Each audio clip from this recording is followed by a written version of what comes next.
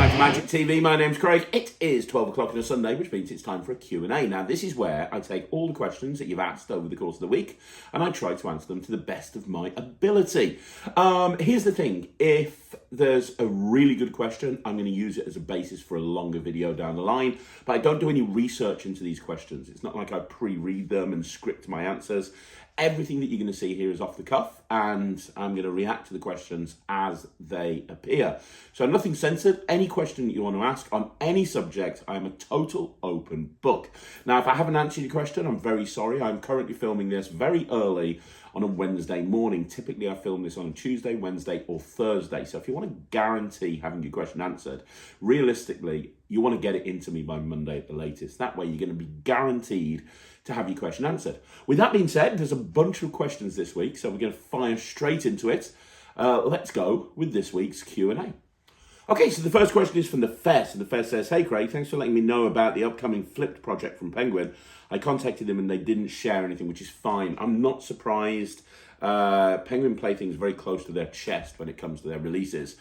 Genuinely, I don't even know if a product of mine is coming out with Penguin until I pretty much see it hit the shelves, like genuinely. So it's kind of a very strange situation to be in. So they're probably not going to share it with you. They don't even share it with me. But it's been filmed, so from my part is done. When they choose to share that, I don't know. But as far as I'm concerned, the project is there in their hands. Right, got a question for you this week. Do you do coin work with magnetic coins? It seems like an underrated gaff that no one really talks about or is highlighted amongst other classics. Kim Anderson's Silver Edge 1 and 2 by Illusionist look really cool, but have been discontinued not too long ago, but I'd like to see something you would do.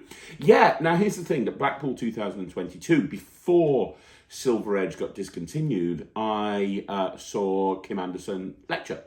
And his lecture was incredible. I actually hung out with him one of the evenings. We went to McDonald's together, and along with a bunch of other guys. And his coin work with these magnetic coins are amazing. It's really the first time that I'd really seen anyone work with magnetic coins. Now, previously I'd seen Silver Edge, but never really kind of looked into it. It was just something that got filed in my head to look at properly at some point down the line. But as soon as I saw Kim, I bought the coins immediately. Bought Silver Edge 1 and 2 immediately. It's something that I've been playing with on and off since February. I haven't got enough unique work to really do a video on it just yet. It's something, when I get a new gaff or a new thing that I really enjoy, I just delve deep into it. And that's what I'm doing with these coins. I'm coming up with ideas and I'm coming up with moves. As far as I'm concerned, Kim is the OG when it comes to these things. Like, they are absolutely incredible. But there is so much more potential than Silver Edge 1 and 2. There's so much more you can do. And Kim talks about that in the project anyway. As far as I'm aware, other than Crease that invented the high-powered magnetic coins, or at least that's what I'm aware of, I don't think there's anybody else really doing anything with magnetic coins. And that needs to change, really does, because I think that they have unlimited potential. So maybe in a year or two, I'll do a hows and whys of it, or maybe I'll put something on the Netrix, or if I can come up with enough great material, which I'm definitely not there yet, I might do a project down the line, depending, probably more go towards the Netrix side of things. But in terms of material out there, the best thing that I can say is get Silver Edge 1 and 2. I didn't know they'd been discontinued. I knew the coins were no longer available. I've also heard on the grapevine that there's a couple of other companies that are making those coins as well and will be releasing them soon. So the coins will be available again. As for Silver Edge 1 and 2, I think you could still get them as a download from Penguin, from Illusionist. I'm not too sure, but you've got to be able to get them somehow. But yeah, they're fun to play with. It's a completely different gaff to anything else out there. They're really fun to play with. My advice to anybody who likes coin magic is to go out and get yourself a set of these, because they are really fun. Okay, we've got one more question for the Fest, and he says, second question, I've seen tidbits in videos of a creator by the name of Tobias Dostal, who has a weird liquid metal substance that he pours onto a table and sucks back to reveal a coin, which is baffling me to no end. He also dips his finger into the goop only to have it transform into a ring. I'm not sure if you've seen or heard anything about this, but I want to get your thoughts on it. Well, Tobias, for me, is one of the greatest creators and inventors and magic-y people of all time. He's his phone vanished, which escaped the name of me, which is annoying because it's literally over there. But the phone vanished that he does, which he marketed through Illusionist, floored me completely when I saw it a few years ago. Which is, he says he's going to vanish your phone and he wants you to record it on his phone. And what happens is the phone vanishes, it looks amazing, and then you realise you're holding your phone. I mean, it's such a brilliant optics. No, it'll come to me. Anyway, Tobias is great. So at the session this year, I was sitting down with him and Lloyd and Adam Wilber and a few other people. And we were having a jam, and he did that exact thing. He was showing us over and over again, the liquid thing where it turns into the coin. It's one of the most crazy visual things that I've ever seen. Like, it is one of the most crazy visual things I've ever seen. I was sitting right next to him and watching him do it over and over again. And like at a magic convention when you're all kind of sitting around and sessioning and then somebody does something and you're like, whoa, because it's completely against the norm. That's what happened there. Like, everybody was crowding around him the whole session wanting to see this thing. It was incredible. Absolutely incredible. I don't know when he's releasing it. I know that he's got a bunch of material that he holds on to. He doesn't release a lot of stuff. So I don't know. I don't know him well enough to know that. I mean, I wish I knew him better, but I don't. I know him to say hi to, but I wouldn't consider him a friend by any stretch of the imagination. But watching him do that stuff just blew me away. So yeah, I think it's amazing. I know exactly what you're talking about. I think it's absolutely amazing, and hopefully at some point he'll release it to the magic community, because when he does, I really want that. I really want that. It is so good. I really need that in my act. That's great. So hopefully that answers your question. I know exactly what you're talking about, but unfortunately I can't tell you anything else about when it's coming out or anything, because I don't know.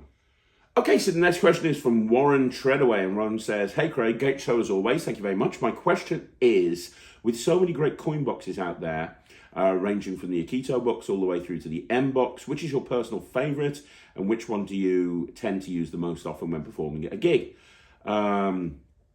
On a side note, messaged Allison a while back, and apparently Dicey Dots is going to be re-released again sometime in the near future.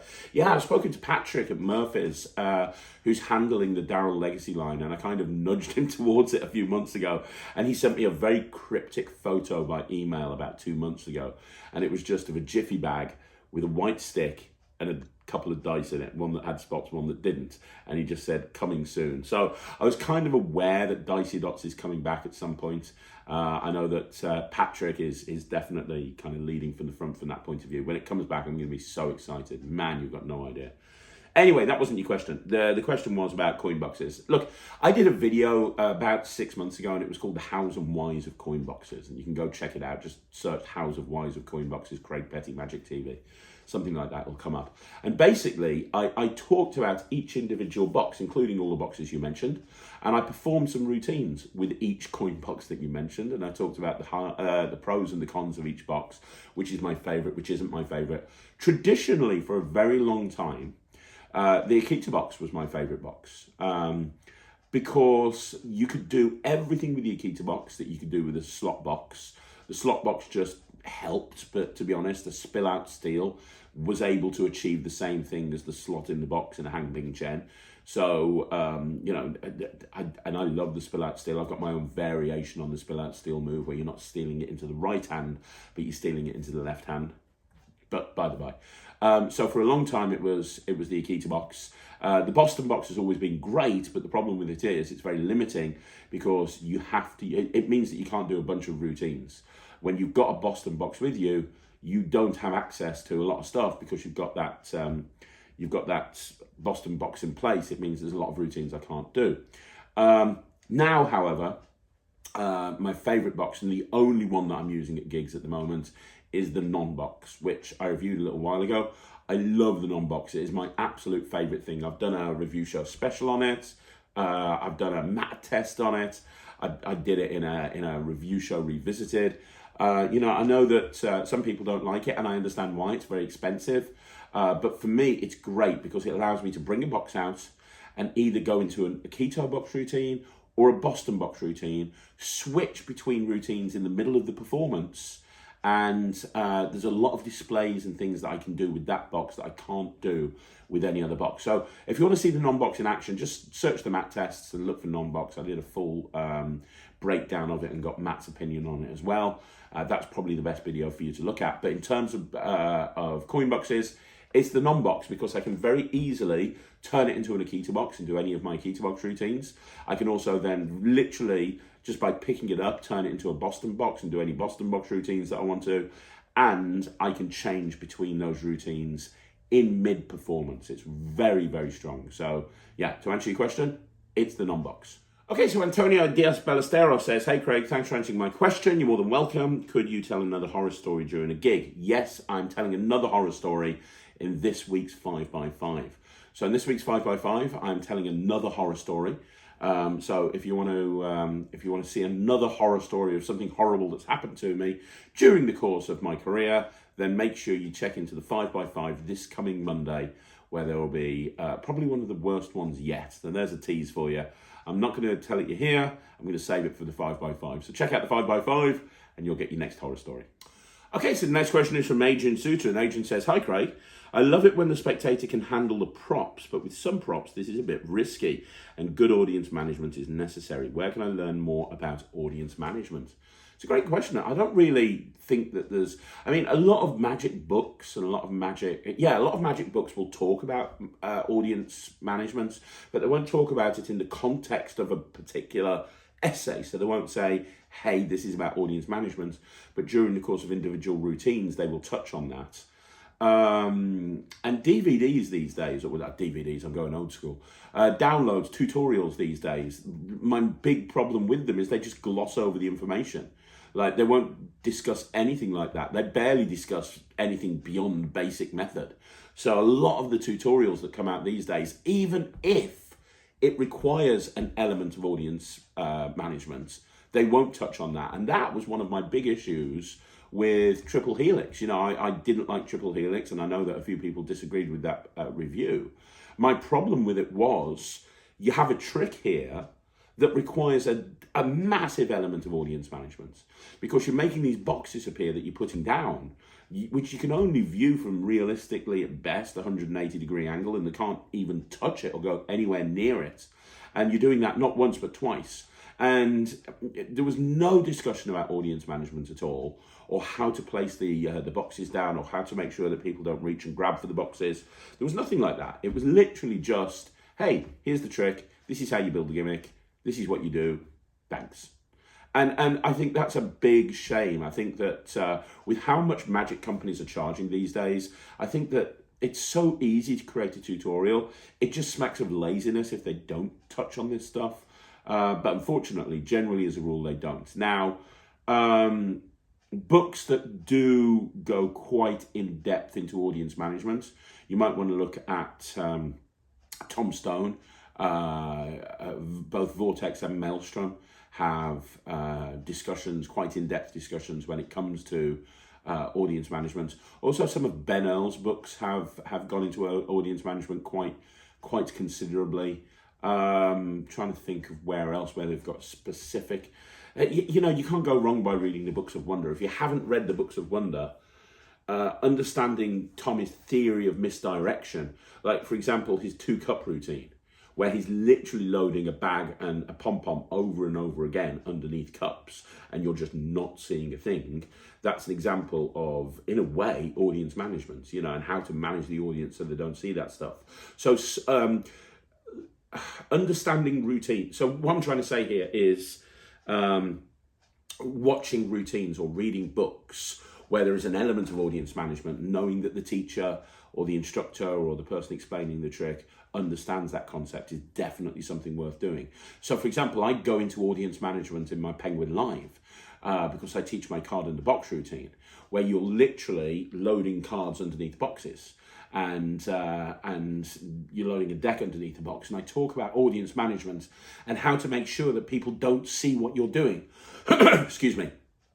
I also go into it in the triple threat routine, which is also on that lecture, which is where I'm using a 3CM. And I actually talk about, we've got 3 coins here, but only one of them is a real coin. And even then it's super thin and you're doing multiple routines. How do you get around the fact that people can't look at those coins? This is the sort of thing that you're thinking of. It's something that I'm actually thinking about doing a big course on the Netrix in the next couple of weeks. I'm actually planning on doing a big course. So I'll probably do a smaller thing for YouTube and then a really big course on the Netrix, because it's something that I'd like to delve really deep into. And really kind of get into. The one piece of advice I'd give you is the best way to learn audience management is flight time. Get out there and perform. Get out there and perform to people. And I'm not just talking about friends and family, because a lot of the time, not always, but a lot of the time, friends and family are just going to be super nice and they're just going to go, oh, lovely, that's wonderful.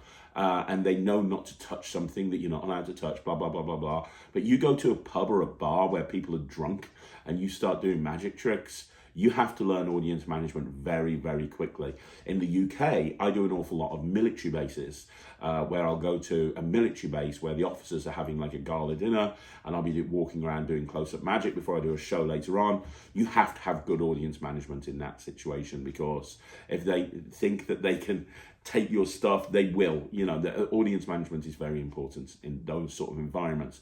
And realistically, everything I learned about audience management, it was from going out and getting busted. Don't be afraid to get busted. You see a lot of magicians that are morbidly scared of getting caught, for one reason or another. But that is the case. They're scared of getting caught. I'm not going to put that trick in my act because, oh my gosh, what happens if somebody does this, and what happens if somebody does this?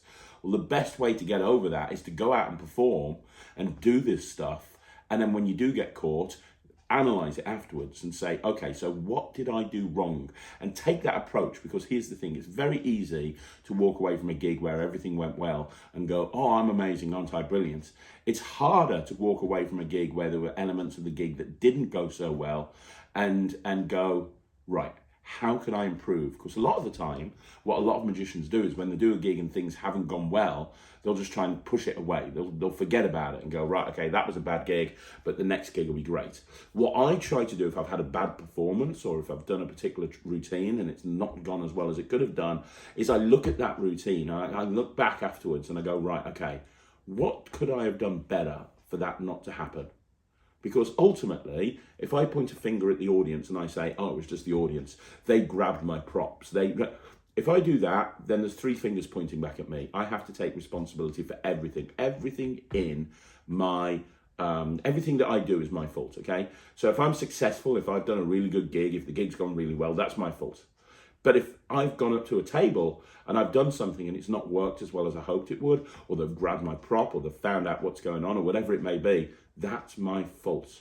I can't go blaming other people. It's me, and I need to fix it. And how do I fix it? Well, I fix it by figuring out what went wrong and then making sure I don't do it again. And that's the best way to learn audience management. I will get into this more on future videos, both here on YouTube and also on the Netrix. But hopefully that kind of goes some way to answering your question for now. Right, so the next question is from Tom Stevenson. Tom says, hi Craig, how often have you seen a magician perform close-up where neither of you know the other, such as at weddings or in restaurants? I'd be interested to know how often this happens to you and what your opinion was of their acts. Interesting question. Not so much these days. I do go to a lot of places where there's magicians performing. A few weeks ago, me and Ryan were at Covent Garden watching Magician in Covent Garden. Not so much these days though, because these days, because I've got a higher profile in the magic community, if I'm in a place where even if I don't know the magician, there's a very good chance that they'll know me, or they'll know Ryland. Ryland's very noticeable, even more so than me a lot of the time because of being on BGT. And when you see Ryland, you'll automatically know that, you know, the guy with him with the tattoos is me. So these days, a lot of the time, if I see a magician in a gigging scenario, and it can happen, it can happen. It still happens to this day that they know me, I might not necessarily know them. Back in the day, I remember going to a restaurant back in the day with a friend, and there was a magician there, and we didn't know each other. And back in the day when this happened, I used to just pretend that I wasn't a magician. I would tell my friend, as soon as I saw there was a magician there, if I was with muggles, I would turn around to them and say, don't let this guy know I'm a magician. I don't want to put them off, because you never know what their experience level is or how new they've been to it, and it can be quite stressful having a magician watch you. So I didn't want to put them under any due stress. So I would literally just sit there and I'd be the best layman ever. I'd be clapping. I'd be fooled by every little thing. I'd be like, oh, that's amazing. I'd be like the ultimate audience member. Because that's important to me, because at the end of the day, they're doing the gig. It's not my job to make their life harder, even if I perceive that they're not doing the best possible performance that they could be doing. It's not my job to actually point that out. Now, afterwards, maybe, or maybe not. A lot of the time I didn't. I'd just watch their act. I'd clap. I'd cheer. I'd do everything I was meant to do, and they'd be on their way, because I didn't want to stress them out. These days, however, most of the time, even if and it happened about a month ago, I was at an event. I'd been invited to a party. I didn't know the people. It was just friends of friends, and I had a magician there, and the magician knew me. I didn't know the magician, but they knew me, and they were like, "Oh, I'm not going to perform for you," and they just spent the entire. They were doing close-up magic, and they spent the entire gig just keeping as far away from me as possible. They didn't want to perform for me. They didn't go anywhere near me. Ryland really wanted to watch the performance, so he kind of tried to go over to the part of the room where this magician was performing, and the magician said, "Oh, no, can you go and sit down?" So it wasn't great, because I didn't get a chance to. I love magic. See, that's the thing. I love magic. Always have. Always will. I love just watching performances. It's why I go to so many magic conventions.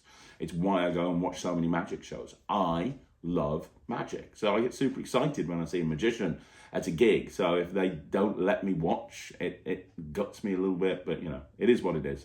But to answer your question, if I'm at a gig and they don't know me and I don't know them, I just play along as a layman, and even if they know me, if I get to see somebody do magic in that sort of environment and they know me, I'm still going to act like a layman.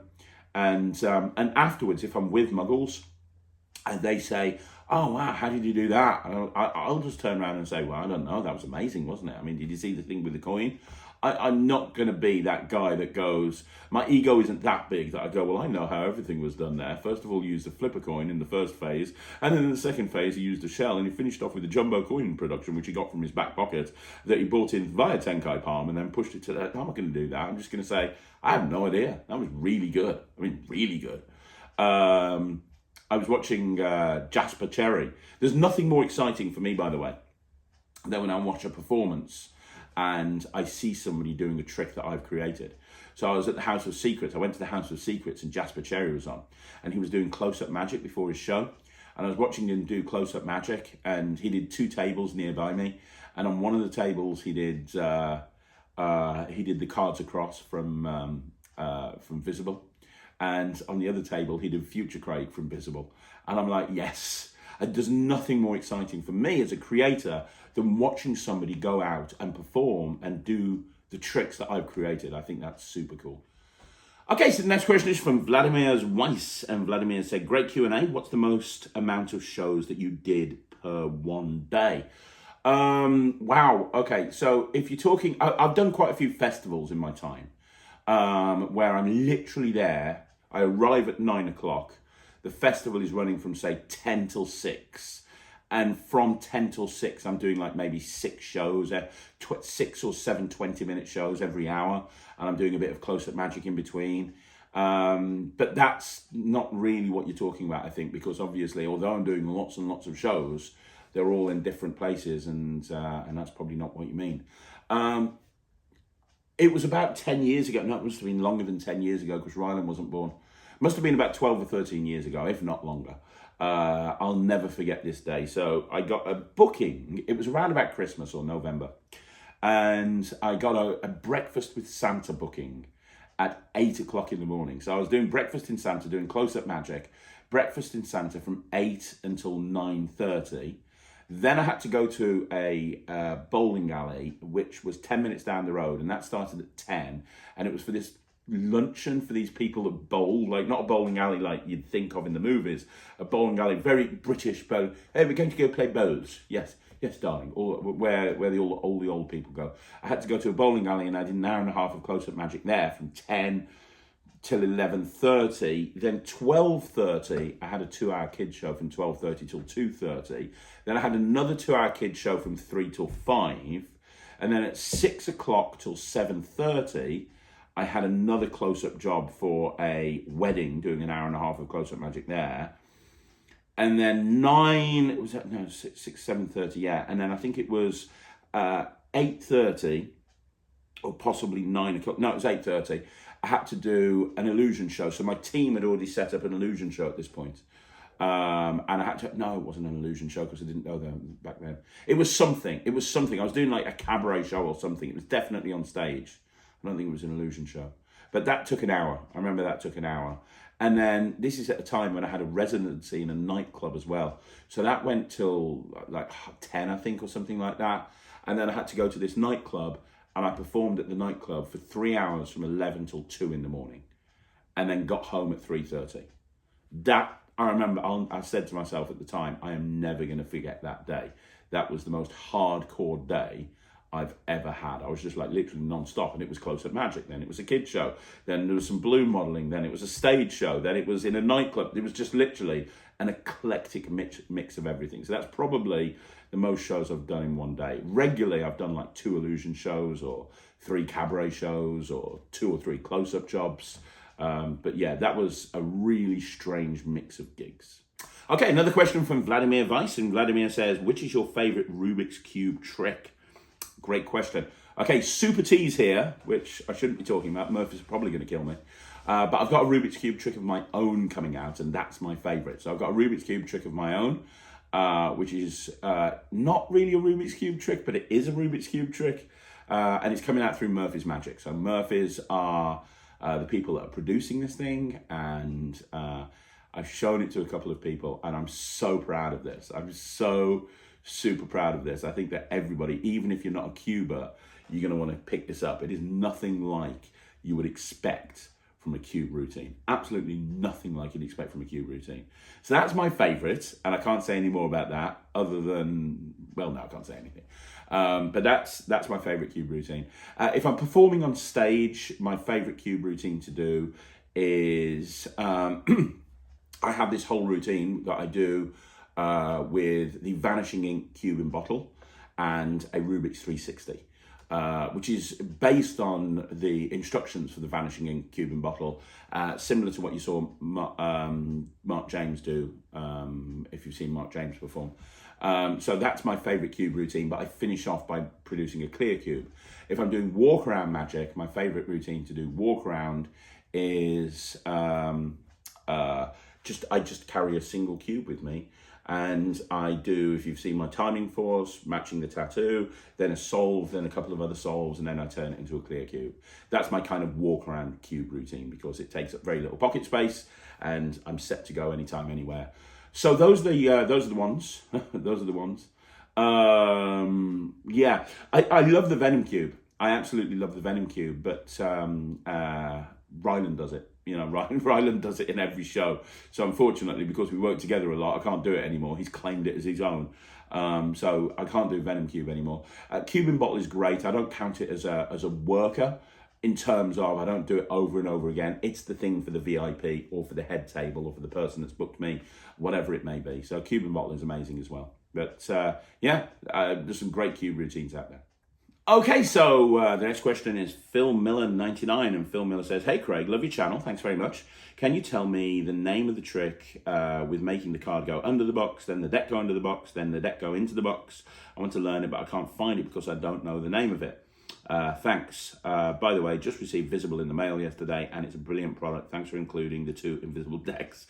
Cheers. You're more than welcome, man. Thank you. Thank 1914 for that. Yeah, it's called Card Under Box, and if you're talking about my routine, my handling is published on my Penguin Live. So if you haven't got my Penguin Live, go over to Penguin and search Craig Petty Penguin Live or whatever it is, and you'll see a full 40-minute act. I think there's like 12 or 13 routines there, and then I break each one of them down, and I go in depth into the card under box routine, all the misdirection, all the audience management, all the theory, and I also talk about how you can end the card under box routine, and I talk about applications of using Chop with card under box in order to do a mystery card type routine. So there's no stone left unturned. If you like that plot and you want to look into other stuff, obviously look at Card Under Glass. I think the best version of Card Under Glass, in my opinion, is Doc Eason. Doc is absolutely incredible. Daniel Chard has an amazing Card Under Box. James Brown, his Card Under Box is incredible. Go check that out as well. Yeah, there's a bunch of really good Card Under Box routines out there. But if you want my one that you've probably seen me do videos of at weddings and so on and so forth, it's kind of my 1,000 timer. The best place to learn that is Penguin Live, where me and Eric Tate sit down and go through it step by step. Okay, so the next question is Oliver Vinacore, and Oliver says, advice for self-publishing tricks. I have a few downloads self-published, but because nobody knows who I am, they're less likely to buy from me. Right. So yeah, I mean, basically, it's very easy to self-publish a trick, right? If you're talking about an ebook, or maybe you've got a video, a password-protected video on Vimeo or something like that, in terms of publishing the thing, it's relatively easy to do. You just announce that you've got this new trick. You ideally have a website or something, or at the very bare minimum, a link tree where people can buy that stuff from, and people buy it and you send it over to them. I've never really self-published anything. I've always worked with production companies. I self-published a few ebooks for a while, but like we're talking 20 years back when ebooks were all the rage, but I haven't actually self-published anything. But in terms of, hey, nobody knows who I am, so they're less likely to pay to buy from me, what you have to do, because in all honesty with you, and I'm going to completely bottom line you here, if you are a creator and you are releasing products and nobody knows who you are, it is an exercise in futility. I want you to imagine that you've got a shop, right? Okay.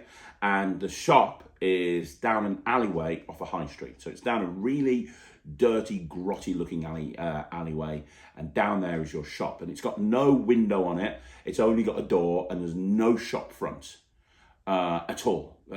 Nobody will know you're there. You could have the best product in the world, but nobody's going to know. They're probably not going to walk down that alleyway, and if they do, they're probably going to walk straight past your shop because they don't know who you are.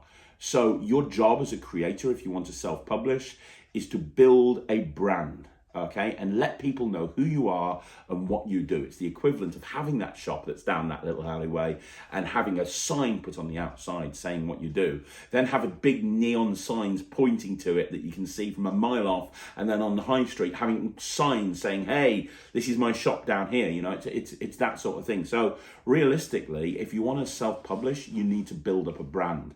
Saying people don't know who you are, that's an incredibly easy thing to fix. And the nice thing about it is it's not going to take money, it's going to take time. And that's why so many people don't do it, because it takes time, and you will get to a point where you're frustrated, and you'll get to a point where you want to quit. And I've seen it happen over and over again. I've seen YouTubers, or I've seen people that are creators, and they go, you know what, I'm going to create a YouTube channel, because if I create a YouTube channel, everyone's going to watch my videos, and then they're going to buy from me when I release a product. And what happens is they start off by releasing a trick every single day on YouTube, or releasing a video every single day on YouTube, and they see their views of 10, 12, 14, 15, and then they end up just giving up after about 3 months because they can't be bothered continuing it, because it is hard work. If it was easy, everybody would be doing it. Case in point, Ryland. Ryland's now got almost 13,000 followers on his Instagram, and he set it up 9 months ago. When he first started doing it, he had no followers. He only and the followers thing happened before BGT, by the way.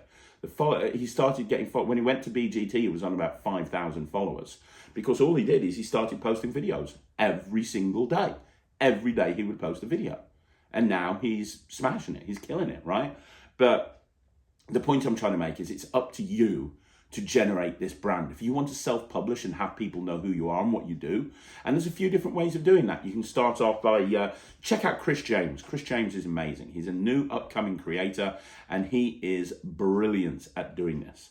So first of all, post on Instagram, post on Facebook, get known within the magic community. If you want to be a creator and you want to start releasing magic, then start performing some other people's creations and putting your own tweak on them.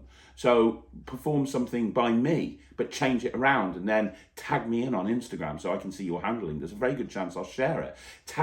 Perform a new Murphy's item and then you put your own twist on it. And then tag Murphy's in. There's a very good chance they'll share it. You want to have a good social media following within the magic community, because that's going to help. You want to have a website so that people can go and buy your stuff. All of this stuff takes time and effort.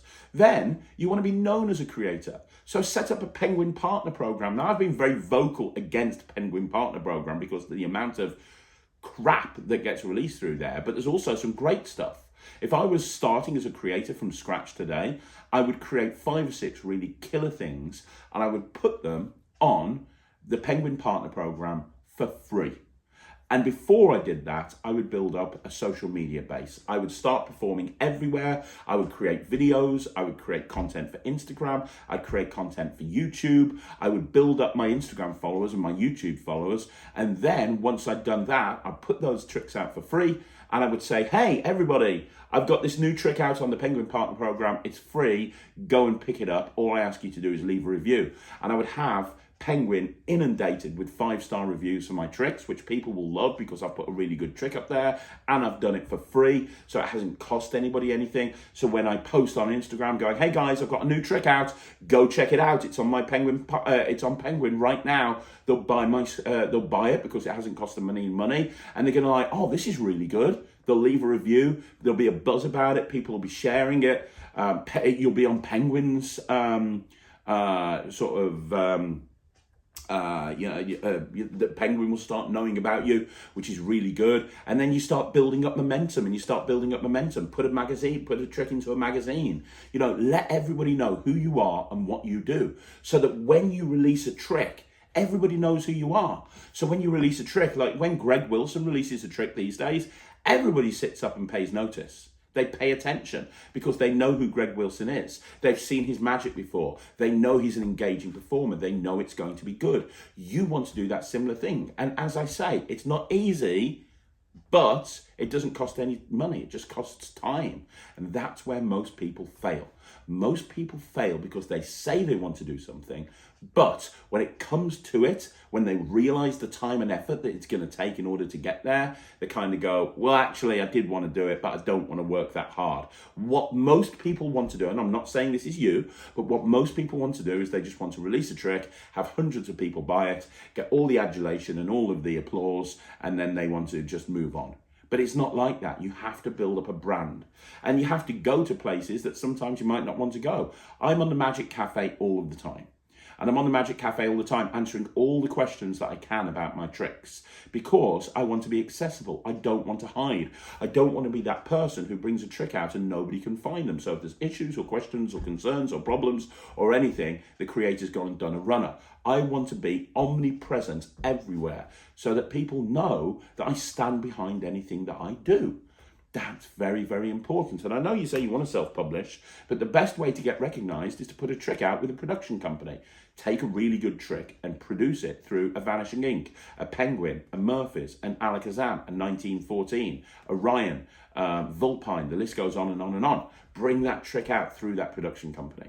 Because then when you do that, everybody will know who you are, because it's going to be promoted by that company. It's going to go out probably through Murphy's. Everybody will know who you are, and you're starting to develop a brand. So yeah, probably not the answer you wanted to hear, but it's what you need to do. It's just hard work, perseverance, dedication, and not giving up. But go check out the amount of creators that started a YouTube channel, and then they just gave up because they realized it was going to be hard work. If you want to do the thing that nobody else does, you got to be prepared to do what nobody else is prepared to do. Next question is from Jay Lebowitz, and Jay says, great Q&A. I wondered if you could comment on all those tricks marketed as magician foolers. On the one hand, I guess it's some kind of bonus for a given trick. But in the end, I would think that unless you are always entertaining an audience of magicians, the goal is really to amaze a lay audience. Most of us, I think, buy magic to entertain rather than fool anyway. And a lot of the value of buying a trick is discovering thinking behind it and learning how to build a presentation rather than coming up with something new to fool a magician. Yeah, I agree. I'm not a big fan of magician foolers, never have been. I've been critical about them in the past, to be honest. Joseph B. I'm a big fan of Joseph B. Like a lot of his stuff, not all of his stuff, but a lot of his stuff. But one thing that drives me up the wall is every other Joseph B. trick that comes out through Penguin. He talks about, this is a real magician fooler. This will fool a magician. I couldn't care about fooling magicians. Magicians aren't my audience. They're not the people that I want to fool. Ironically, in a way, they've become my audience because of Magic TV. Magicians have become my audience in a way, but not really. People watch this channel because they want to see performances of things in the real world. I believe that people watch this channel because I'm a worker. I go out and I work in the real world. I know what I'm talking about because I've done this for a very long time. I don't think people watch this channel because I'm going to present a bunch of magician foolers, because that's not what I'm going to do. But what I am going to do is I'm going to present a whole bunch of tricks and concepts and ideas that I think people will get a kick out of. But yeah, in terms of magician fools, I just don't understand the concept. I don't get it. It's never a concern of mine. When I sit down to create a trick, I don't think, right, how can I make this fool a magician? I literally couldn't care. I couldn't care less. So I don't understand all of these companies that market tricks to fool magicians. And I think that was the problem with the quantum deck. And looking back, I think the way that the trailer was done, because the thing is, when I released the quantum deck, it wasn't designed as a magician fooler at all. It was because it was designed as a trick to perform, to real people. But then we had all of the videos of me showing it to magicians and having them go, oh my God, I'm fooled. That's amazing.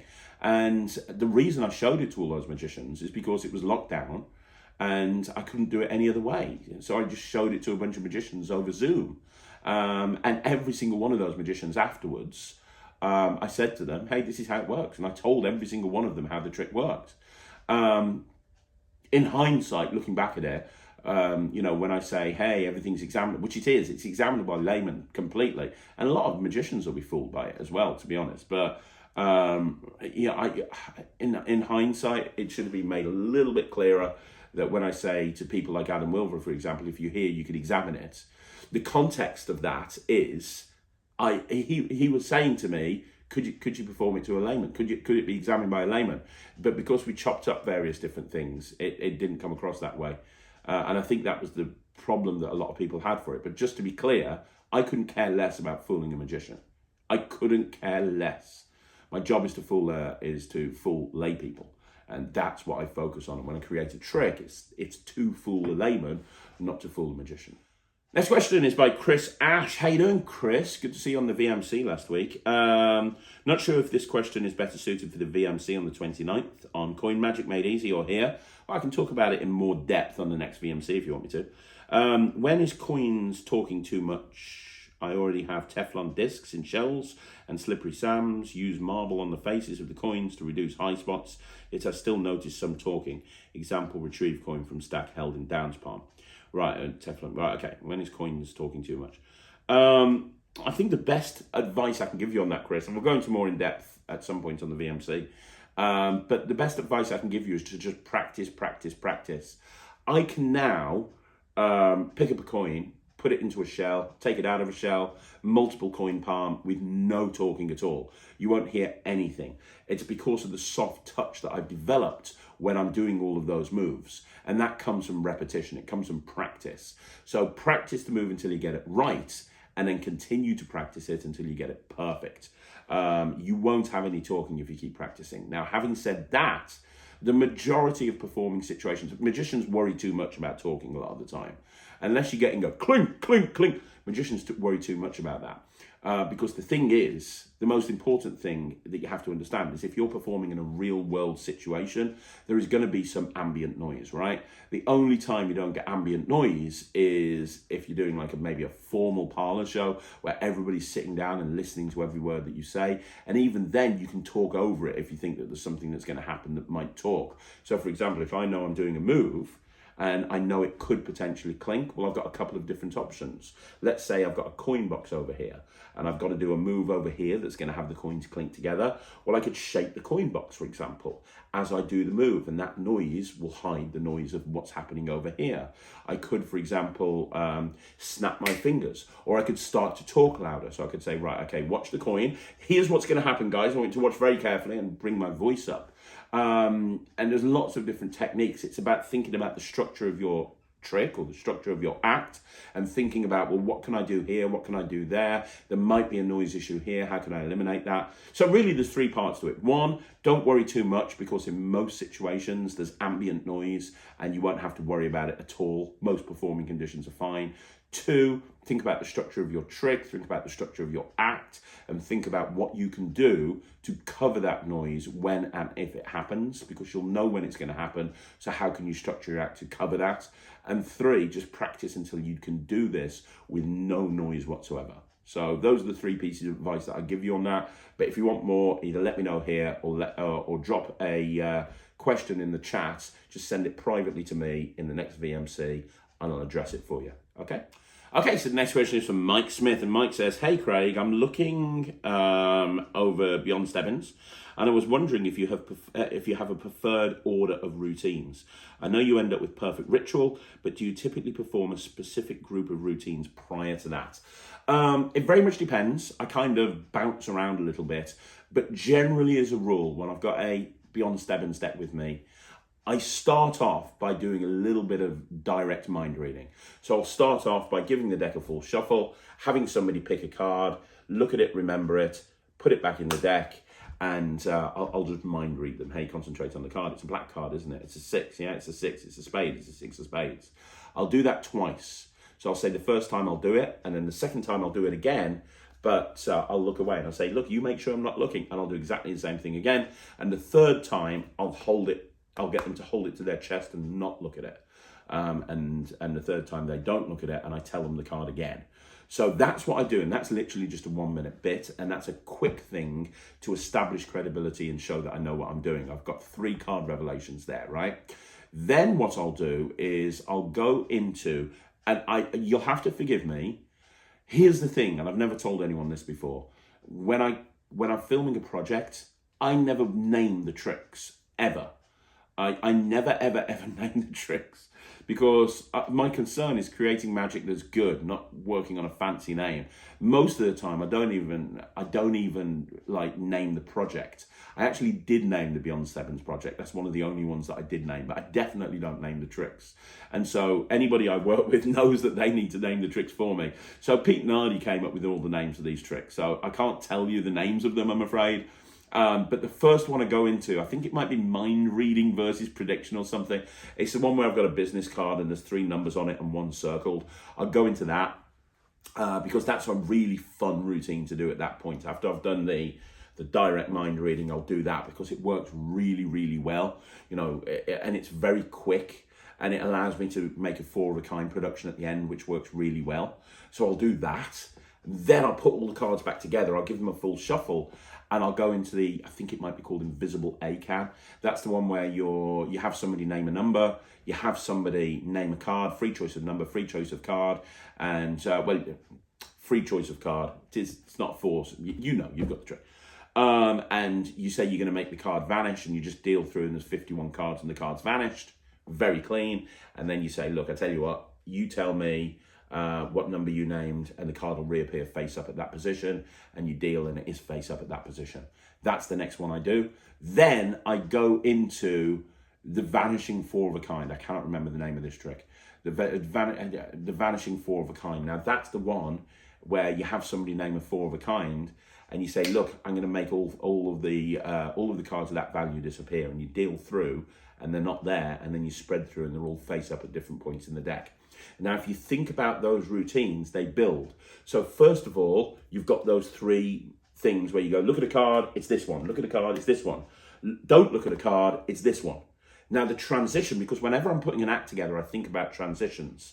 How do I transition from one trick to another? So it's not a series of disjointed tricks, and instead it flows together like an act. So what's the transition from that into the mind reading thing? I say to them, hey, what you just saw there, people think that I'm reading their mind, and if you want to think that I'm doing that, that's absolutely fine. But I would like to point out to you, there's a difference between reading somebody's mind and actually making a prediction. In fact, I'm going to give you an example right now. Okay? I'm going to give you an example of all of this, okay? And it starts with this prediction right here, and that allows me to go into that. Then the transition into the invisible ACAN is I say, well, now you've seen an example of mind reading, you've seen an example of prediction. I'd like to show you something absolutely crazy. This is probably the biggest coincidence you'll ever see. And afterwards, you're going to be thinking, is this magic? Is this mind reading? What is this? I'll let you decide. I go into the invisible ACAN because it starts like a magic trick, right? With the card vanishing, and then it finishes off with it appearing in the number. It's very strange. The transition to the next one is, well, you just saw me make one card vanish from a deck. And there's a rule in magic, you can't repeat the same trick again, right? But I'm going to try and do it again for you. But this time, I'm going to up the ante. I'm going to take one step further. Because instead of making one card vanish, I'm going to make 4 cards vanish. And you get to choose the 4 cards. There's 13 values in the deck. They go from ace through to king. Which value do you want me to make vanish? The 3s. Are you sure? Watch. Done. Now I deal through, and all the 3s have gone. You say, of course, do you remember earlier on, I made the card come back, face up in the middle? Let's try and do that with your 3s. You know they're not there. We've gone through every single card. You've seen they're not there. If you want to make them come back, I just do this. And now all of the 3s have come back in 4 different parts of the deck. And then after doing that, I finish off by going into perfect ritual and say, well, I'd like to do one more thing, but I want to get you guys involved. So I'd like 3 people to help me. You. Can you help me? Let's do this. Give the cards a shuffle, boom. And then I'm into perfect ritual. So that's probably about an 18-minute set right there. And regardless of whether we're talking about Beyond Stebbins or something else, think about transitions from one routine to the other. Think about hook lines and transitions. What are you going to say at the beginning of the act to hook the audience in? And then how are you going to transition from one routine to the other? And then when you're doing that, make sure that each routine builds. If you think about that, each routine is building. The first phase is very quick. Then the second phase is more impressive because of the prediction element. Then the next phase is more impressive because the card just vanishes. Then 4 cards vanish, and then you finish off with perfect ritual, which is just incredible. So yeah, I mean, that hopefully answers your question. Think about routine structure, think about hook lines, think about transitions, and think about making sure that each phase builds. Okay, so the next question is from John McDonald, and John McDonald says, what is the future of Magic TV? It's been around now for almost 2 years. Are you able to continue to release the same amount of output that you have over the last 2 years? Is there a point that Magic TV will ever disappear? Okay, so look, here's the thing. I'm going to be completely honest with you. I don't see an end in sight for Magic TV at all. It's not something that I see happening at any point. But to be absolutely clear, the whole Magic TV thing is a labor of love. And what I mean by that is I don't make money from Magic TV. The tiny amount of income that comes from YouTube wouldn't even go towards a 1/10 of covering what I have to buy to do the review show alone.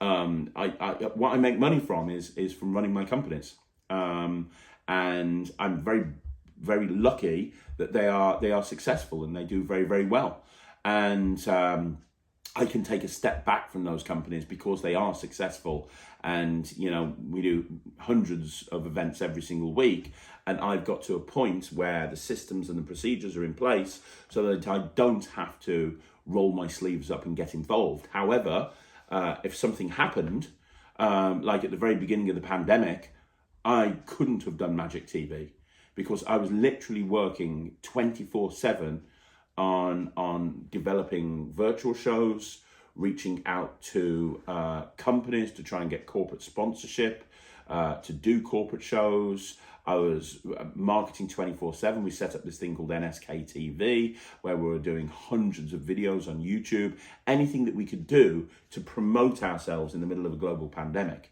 That, for me, was the most important thing. Now, at the time, I wasn't doing Magic TV, so it wouldn't have mattered. But if we went into another pandemic today, and I was faced with a situation of carry on making videos for Magic TV or do something to actually ensure the longevity of my company, I'm sorry I'd have to do that, because that's what puts food on my kids' tables. You know, that's what pays the bills, right? I'm very fortunate that I don't have to do that, and I have an amazing team that work around me, so I don't have to do that. But I understand that my priorities are. I understand. I've been in business long enough to know where my priorities were, and if something happened, if I saw sales figures or conversion figures or something like that going down the toilet, I'm not going to be dicking around on YouTube making videos. I'm going to be focusing on where I need to focus on. You know, that's just ultimately what I'm going to do. So, but you know, they are in a great situation. I don't have to worry about that. But to be real with you, if that did happen, I would take a massive step back from YouTube in order to do that. Now, that's just sensible. That's just business. In terms of anything else affecting Magic TV, it does annoy me sometimes when I get comments and I get told to, I've done videos in the past where I answer haters' questions and I talk about all that sort of stuff. And it can affect me sometimes, seeing some of the comments, and they happen almost every single day. Every single day they happen.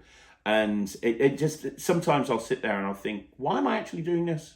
Why am I doing it? Why am I doing the person that... So I'll give you an example. And I don't know the guy from Adam. He's got a good reputation, which is absolutely fine.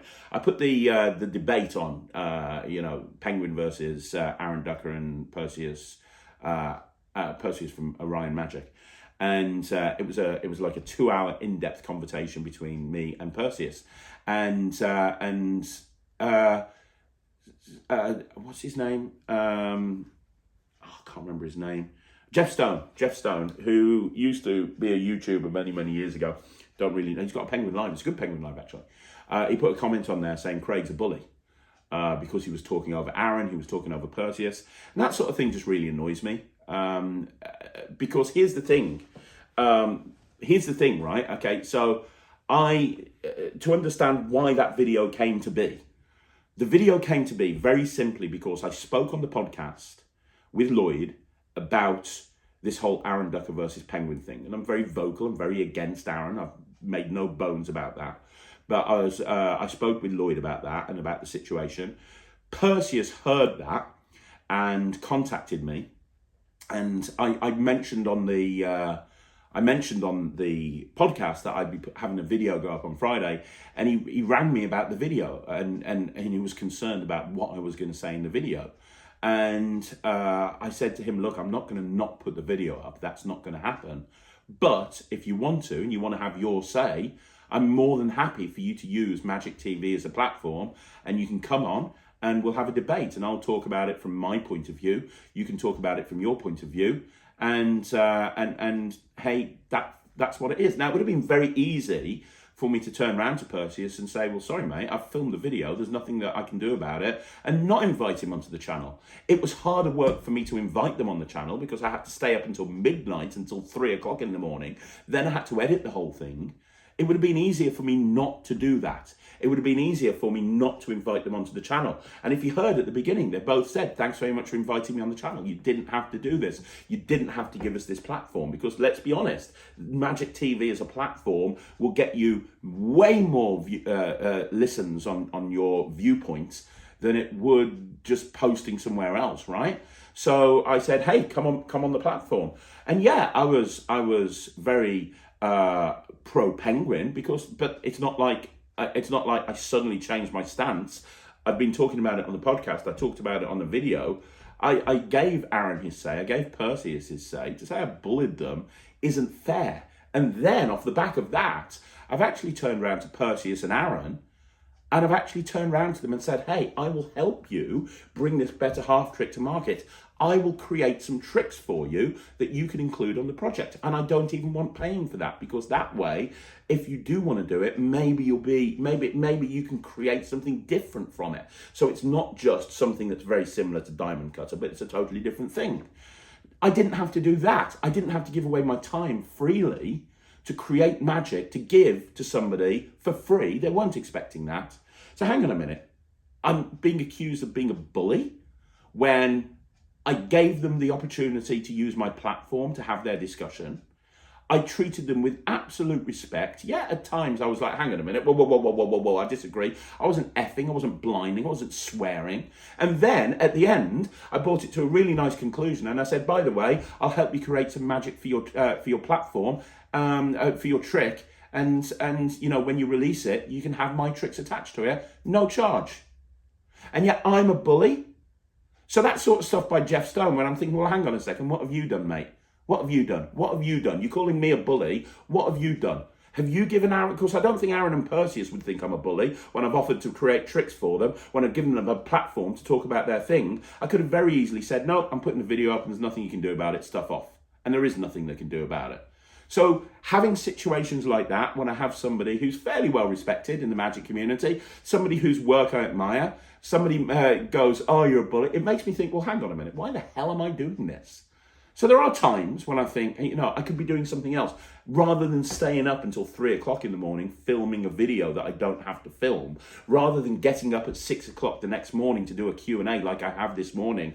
It's now 8:18 and I'm going to go straight from here to take the kids to school. Then I'm going to be working all day. And then when I finish working all day, I'm going to have to go down to the warehouse to prep for an illusion show. Then I'm off to the Belfry to do a show this evening, a close-up gig this evening from 8 till 11. And then when I finish that, I'm going to be coming home and I'm going to be doing more videos. Hang on a minute. Why am I bothering?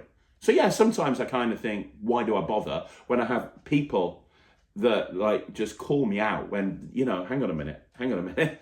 What do you do? What do you do? What do you do? I'm a bully. I've done more to help them than you have.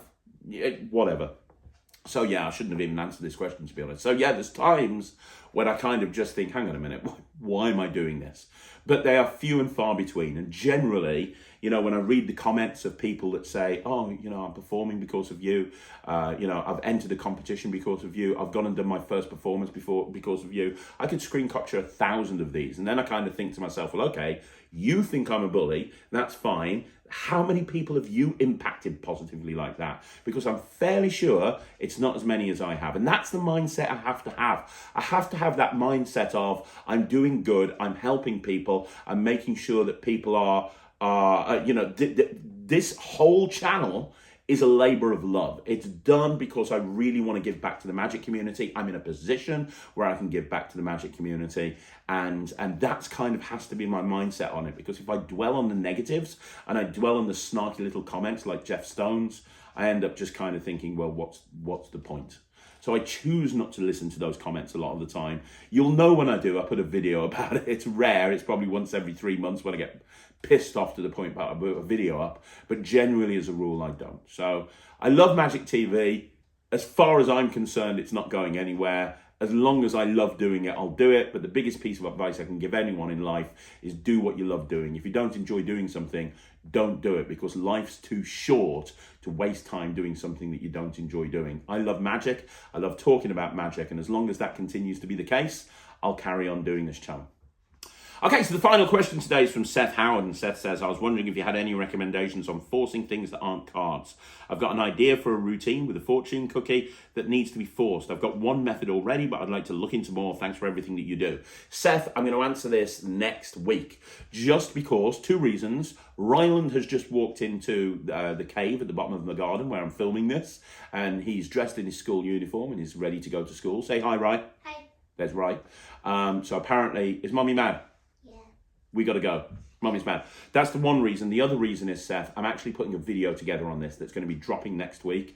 And it's like the ultimate guide to forcing. And it's going to be all different crazy methods of forcing. So I think you'll really like that. So look out for that video. That's going to answer all of your questions.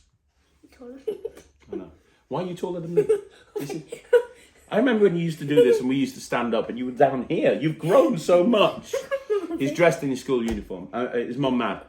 Yeah. Mum's man. I've got to go. Guys, thank you very much for joining us here on the Q&A. Well, us. You've done You just came in at the end of being a superstar. Thanks very much for joining me here on the Q&A. I really appreciate it. If you want to see more videos like this, like the video, subscribe to the channel, leave a comment down below. Make sure you follow him on everywhere, YouTube and Instagram. 12,000 subscribers now. It's crazy. Follow. Whatever. And also, if you haven't joined the Netrix, you can do so by going to www.thenetrix.com. www.thenetrix.com. Go and subscribe to the Netrix. Ryan spends all of his free time on there. There's over 200 tricks, and we're uploading more every single fortnight. Yeah. The ones that we've got in 2 weeks' time are killer. I will be back again later on today. We've got a review show special at 9 o'clock and a live at 6 o'clock. So there's a lot to check out here. Special? Yeah, the special that I do on a Sunday. No, Yeah. you're not involved in that. I don't need you for everything. But I'll be back at 9 o'clock tonight. I'll see you again soon. Thanks very much for watching. I'm Craig. I'm Anne. We'll see you again. Take care. Bye, everyone. Bye-bye.